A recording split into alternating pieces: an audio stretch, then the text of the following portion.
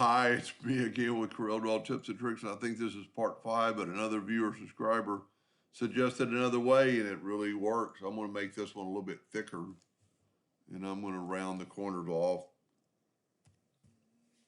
and I'm going to rotate this guy 45 degrees. Well, you know what? I need to make it a little bit longer. Then I'm going to rotate it 45 degrees, Control D, and make a duplicate and mirror it. So I have that thing we had this morning. That might be a little bit too thick, but I'm going to weld it. And this morning, I put a gradient or an interactive fill in a circle and then intersected it.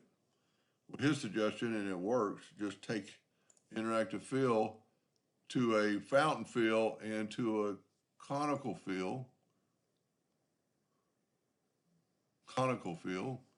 and then just replace your colors like always. Make it black and blue, or excuse me, red and blue.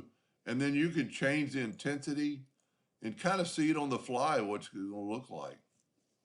You know, you can make this larger. I've always had a little trouble with this because it doesn't really do it symmetrically. Let's try the holding down the shift key. Nope. Try alt key. Nope.